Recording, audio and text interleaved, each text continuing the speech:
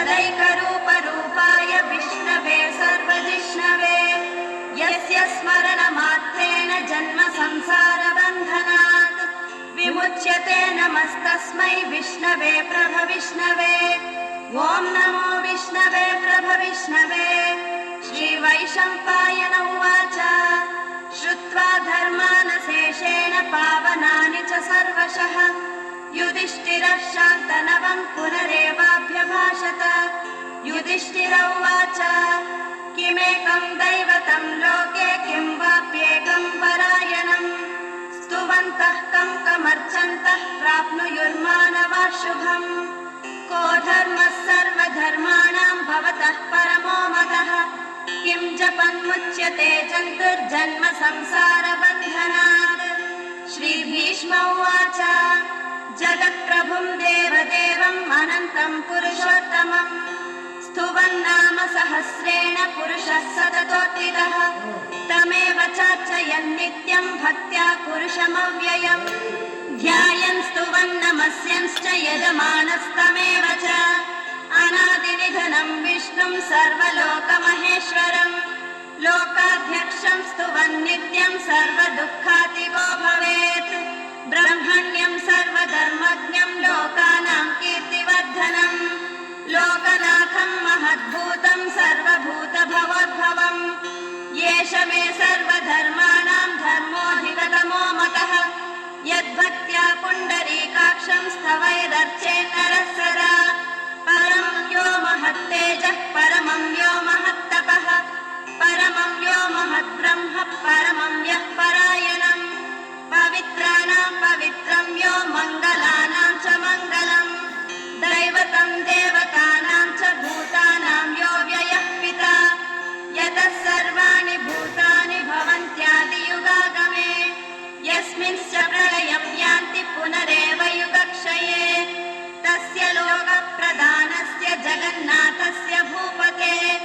विष्णोर्नाम सहस्रं मे शृणु पापभयापहम् यानि नामानि गौणानि विख्यातानि महात्मनः ऋषिभिः परिगीतानि तानि वक्ष्यामि भूतये। ऋषिर्नाम्नां सहस्रस्य वेदव्यासो महामुनिः छन्दोनुष्टप्तता देवो भगवान् देवकीसुतः अमृतांशोद्भवो बीजं शक्तिर्देवकीनन्दनः त्रिसामाहृदयं तस्य शान्त्यर्थे विनियुज्यते विष्णुं जिष्णुं महाविष्णुं प्रभविष्णुं महेश्वरम् अनेकरूपदैत्यान्तं नमामि पुरुषोत्तमम्। अस्य श्रीविष्णो दिव्यसहस्रनाम स्तोत्रमहामन्त्रस्य श्रीवेदव्यासो भगवान् ऋषिः अनुष्टुप्छन्दः श्रीमहाविष्णुः परमात्मा श्रीमन्नारायणो देवता अमृतांशोद्भवो भानुरिति बीजम् देवकीनन्दनः षष्ठेति शक्तिः उद्भवक्षोभणो देव इति परमो मन्त्रः शङ्खभृन्नन्दकी चक्रीति कीलकम् शाङ्गधन्वा गदाधर इत्यस्त्रम् रथाङ्कपाणिरक्षोभ्य इति नेत्रम् त्रिसामा सामगः सामेति कवचम्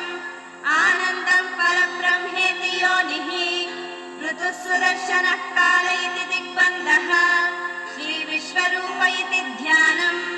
श्रीमहाविष्णुप्रीत्यर्थे सहस्रनाम जपे विनियोगः ध्यानम्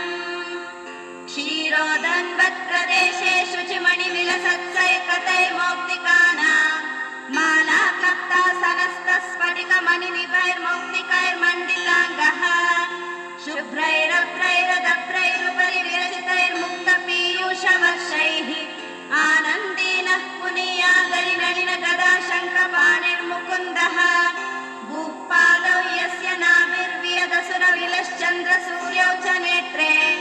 कर्णावाशा शिरोदौ मुखमपि दहनो यस्य वास्तेयमब्धिः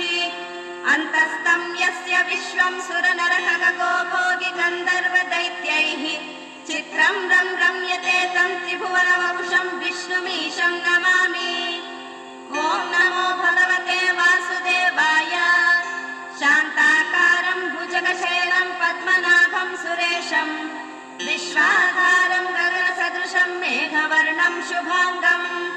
लक्ष्मीकान्तं कमलनयनं योगिहृद्यानगम्यं वन्दे विष्णुं भवभयहरं सर्वलोकैकनाथम् मेघश्यामं पीतकौशेयवासं श्रीवत्साङ्गं कौस्तुभोभासिताङ्गम् पुण्योपेतं पुण्डरीकायताक्षं विष्णुं वन्दे सर्वलोकैकनाथम् नमः समस्तभूतानामादिभूताय भूकृते अनेकरूपरूपाय विष्णवे प्रभविष्णवे सशङ्खचक्रं सकिरीटकुण्डलं सपीतवस्त्रं सरसीरुहेक्षणं सहारवक्षस्थलशोभिकौस्तुभं नमामि